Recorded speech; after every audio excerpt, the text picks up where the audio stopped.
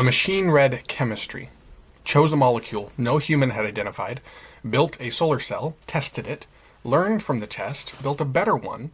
No human touched the equipment. No human chose the molecule. No human ran the optimization. The system did all of it, start to finish. And the solar cells it produced were 5 times more consistent than anything a human team has ever fabricated. That was published in Nature yesterday. And on the same day, The Guardian published interviews with workers who've coined a word for what AI gives them at the office. Work slop. Output that looks finished, but isn't. Output that creates more work than it saves. Same species of technology, 2 completely different encounters with it. And the distance between those encounters is where everything interesting is happening right now. So let's walk through what actually happened in this Nature paper, because it's one of those results where the details are really important, far more than just the headline. Researchers built a system, an autonomous, closed-loop framework, they call it, that combines machine learning with a robotic manufacturing platform. The AI side uses active learning and quantum modeling to search a vast chemical space for molecules that might improve perovskite solar cells. It identifies candidates, and then, and this is the part that is new, it doesn't hand those candidates to a human. It sends them instead directly to an automated fabrication line. The fabrication line builds the solar cell, tests it, feeds the performance data back to the AI, and the AI adjusts its search. Discover, build, test, learn, repeat. No human in the loop. The molecule it found is called 5-aminomethyl nicotinonitrile hydroiodide. 5-ANI for short, and we need that short because that's a mouthful. Nobody had identified this molecule as a passivation agent before. Passivation, by the way, if you haven't encountered the term, basically it means coating the defects at the surface of a material so that they stop degrading performance. So think of it like sealing cracks in a foundation before they spread. The right passivation molecule can be the difference between a solar cell that degrades in months and one that lasts decades. The cells fabricated with 5-ANI hit 27.22% power conversion efficiency, certified at 27.18%. Mini modules, slightly larger panels at 21.4 square centimeters, they reached 23.49%, and they retained 98.7% of their initial efficiency after 1,200 hours of continuous operation. Those are actually really strong numbers, but the number that I keep coming back to is the reproducibility, nearly 5 times more consistent than manual fabrication. I want to make sure you understand why that's important, specifically for perovskite. Perovskite solar cells have been the great tease of energy technology for years. Incredible efficiency potential, cheaper materials than silicon, flexible, lightweight, printable, and stuck in the lab. One of the biggest reasons that they've been stuck is that human hands introduced too much variability. You can make a great perovskite cell on Tuesday and a mediocre one on Wednesday using the exact same recipe because tiny differences in how a human applies a coating or controls temperature cascade through the process. This system eliminates that variability by eliminating the human. Not a statement about people, by the way. It's about an engineering fix for a measurement problem that was blocking an entire technology from reaching the world. The Century Report has tracked this very pattern across domains. A robotic catalyst platform compressing 32 days of experiments into 17 hours back on February 24th. MindRank's AI-designed drug reaching phase 3 in 4.5 years. The AI identified signal in a solid-state battery interface that human analysts had dismissed as noise. What this Nature paper adds is the full circuit. Previous systems handed off discoveries to human teams for fabrication. This one closes that gap. Prediction, synthesis, fabrication, testing, optimization, one continuous cycle. The distance from, I think this molecule might work, to here's a functioning solar cell that proves it, compressed from months, or years even, into days. And if you're thinking about your energy bill, or your roof, or the grid your kids will inherit, perovskite at scale changes the math on all of that. Cheaper to produce than silicon, applicable to surfaces that silicon cannot touch, and now, for the first time, manufacturable with the kind of consistency that actual deployment requires. That bottleneck moved. Okay, let's shift away now. Hold that result in your mind, though. A machine that discovers, builds, tests, and improves without human intervention. Remember that. Now meet Ken. Ken is a worker described in a Guardian investigation published just yesterday. After his company's CEO laid off several colleagues and mandated AI for the survivors, Ken found himself spending more time fixing AI-generated output than the original work would have taken. And he's not alone. A Stanford-affiliated study found that 40% of non-managers say AI saves them no time at all. Workers reported spending an average of 3.4 hours per month correcting AI output. Scale that to a 10,000-person organization, and the researchers estimated 8.1 million in lost productivity. Not gained, lost. And the perception gap is staggering. 92% of high-level executives say AI makes them more productive. 40% of non-managers, though, say it doesn't save them any time. Those aren't slightly different assessments of the same experience. These are two fundamentally different realities, really. The executives are directing the AI. The workers seem to be cleaning up after it. The word the workers coined, which is not new, it's been around for a little while, but it's a really important one to remember, is work slop. And it's worth paying attention to. It describes output that looks polished, but of course isn't. And we know this, AI slop, we've heard this a long time. This one applied to work. Again, it's been around for a little bit. Emails that sound professional, but contain wrong details. Reports that read smoothly, but misrepresent the data. Code that compiles, but breaks when you scale it to production. The surface quality seems high. The substance, though, requires human correction, and it seems that's the case at nearly every step. A researcher embedded in primary care clinics found that AI-assisted patient email replies created, and I'm quoting here, a lot of editing labor, frustration, and concerns about data security. Close that quote. Clinicians abandoned the systems once the novelty wore off. Now you might hear this and think, okay, so AI at work doesn't work. And that is a fair instinct, but put that next to the nature result just a second ago, and something more specific comes into focus.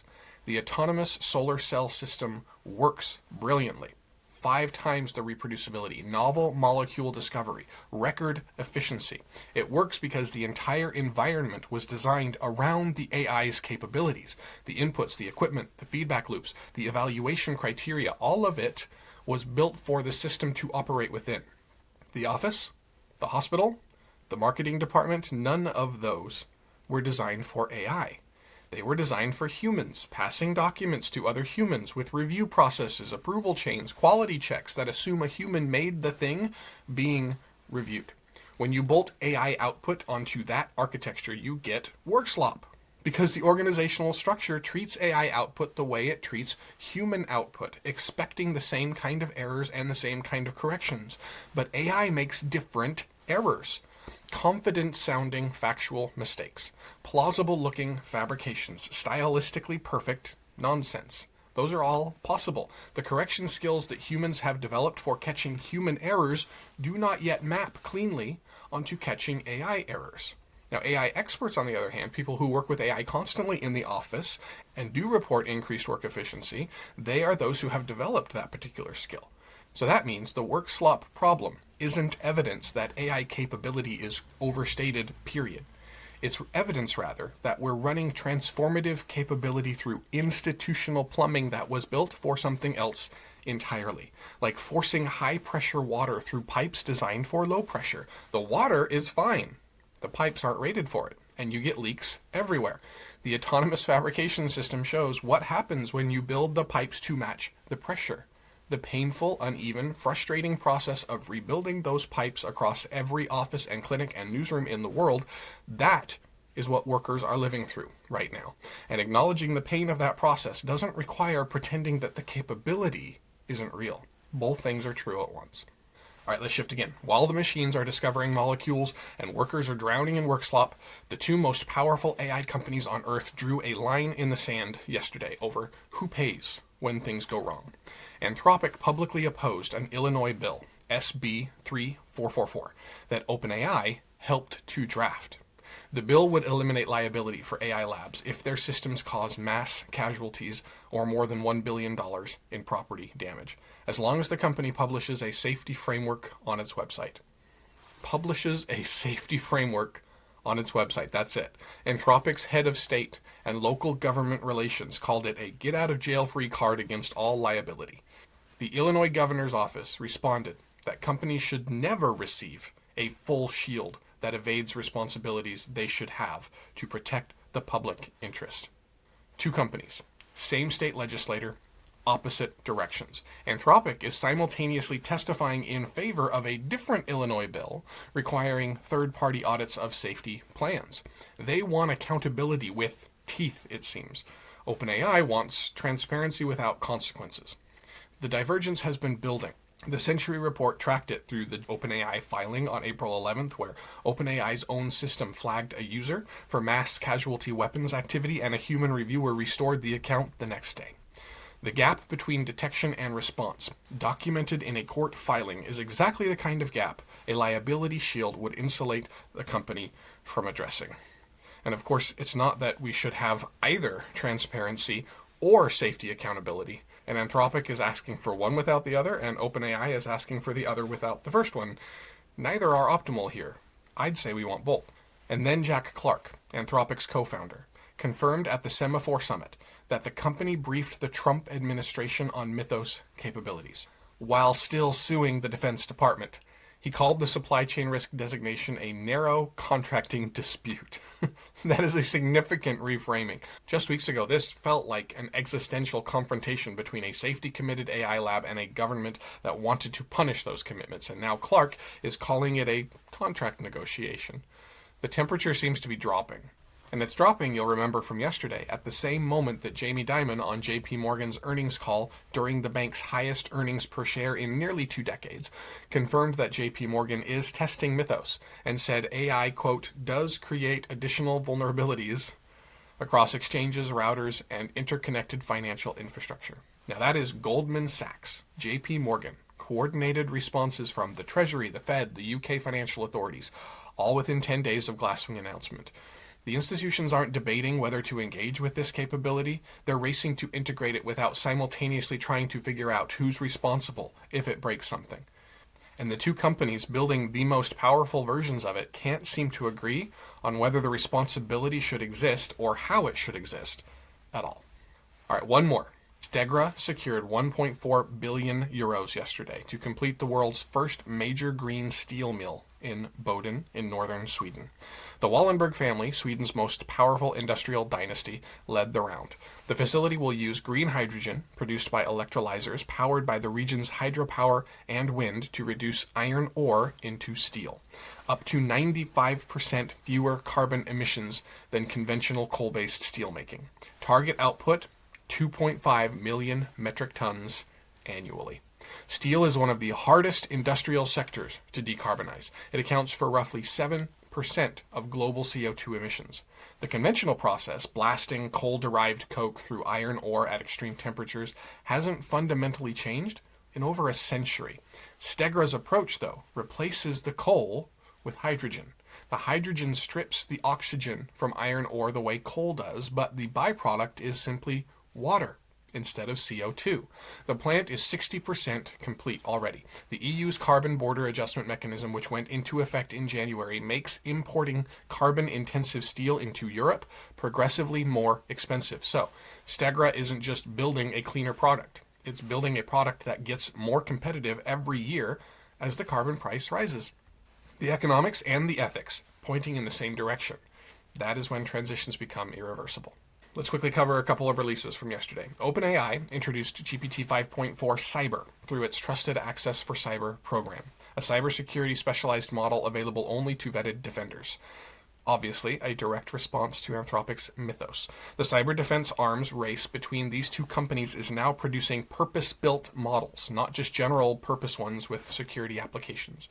Google Chrome launched Skills. You can now save and reuse Gemini prompts as one-click skill workflows directly in your browser. If you find yourself writing the same prompt repeatedly, this turns it into a button for Google products. And NVIDIA released 2 significant toolkits, Icing, which is an open model family for quantum processor calibration, and Alchemy, GPU-accelerated building blocks for atomistic simulations in both chemistry and material science. That last one connects directly to the kind of computational chemistry that produced the solar cell result we talked about today. The tools for this kind of autonomous discovery are proliferating even into open infrastructure. To close out today, a machine discovered a molecule and built a solar cell with 5 times the consistency of human hands. Workers coined a word for the AI output that's making their jobs harder and not easier. And the two companies at the frontier of intelligence systems are fighting in public over whether they should be legally responsible when their creations cause catastrophic harm.